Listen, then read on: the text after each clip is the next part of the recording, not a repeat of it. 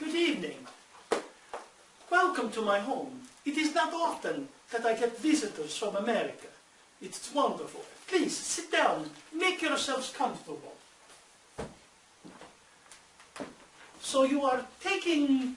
Be comfortable, please. I will send for some vodka. It is old Russian tradition.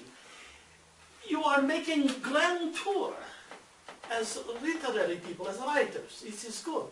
It is good. It's very cold here today in St. Petersburg. I hope you are comfortable. Well, I understand that you have some questions about what the Tsar has done, that he has censored my writings. You know, in the days of Alexander, I was very popular. After he defeated Napoleon and the Peace of Vienna, I wrote several stories about him. And of course, the Eugene Onegin, his grandfather, I wrote my first novel about him. The Tsar was very happy.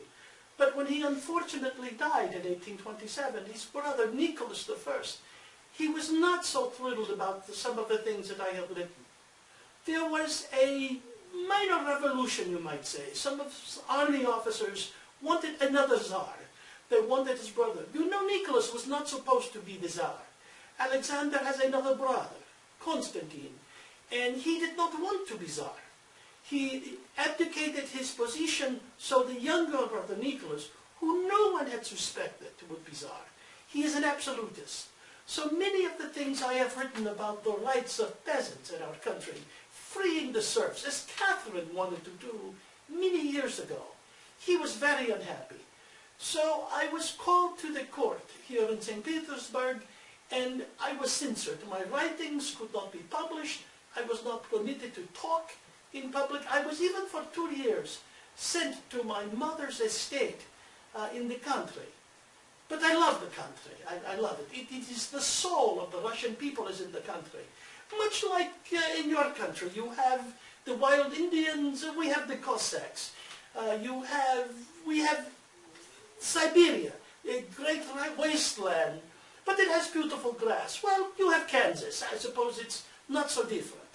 But we have much in common between us. And we love our land. Our land makes the people in our country. I write about this. My writings, my poems, my novels, my plays, they are about the Russian people. You will notice, unlike most writers, my novels, they are about Russian history. My poems, they are about Russian history. And my plays, maybe a little bit about Russian politics. But the politics here, it's very complicated sometimes. You know, 100 years ago, we had for a time 3 Tsars at the same time. There was Fyodor I, his brother Fyodor II, and there was a cousin who wanted to be Tsar, also named Fyodor. He was Fyodor the Fourth. I have written about them because I want people everywhere in the world to understand us. Well, I have been trying to understand your country. You have this new democracy, this experiment, which is, it's a wonderful thing. And the Frenchman, I believe his name is de Tocqueville, he has written after he traveled in your country. And I would like to come and travel in America someday. He has written about your democracy, about the freedoms that your people have. And we in Russia, we would like these things also. But you still have your slaves in America now. But we have our serfs, and perhaps at the same time they will be freed, for the same forces of humanity affect all people. Well, I see you must go. It is perhaps time for the... But perhaps you will have a few questions. But thank you very much for coming.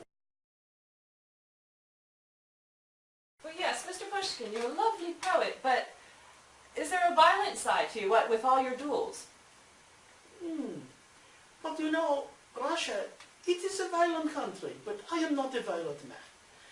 I have fought duels, it is true, but it's when my honor was attacked. It's, you know, my mother was an aristocrat. And among our people, honor is very important.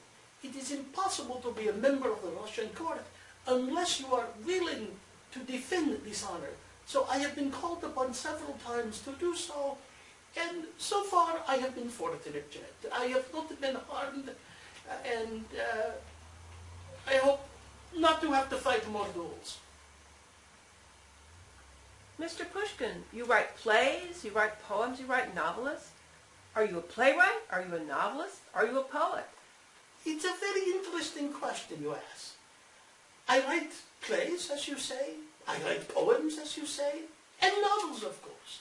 The novel was first, but I think a writer is someone who from his soul talks about the human spirit. And if you do it in a novel one day, in a poem another day, and perhaps sometime in a play, it is all the same. You are expressing yourself and you are describing the human spirit. And for me it's special because I think the Russian spirit, the spirit of the Russian people, it is very, very important to them. And I try to tell the story in as many ways as is possible.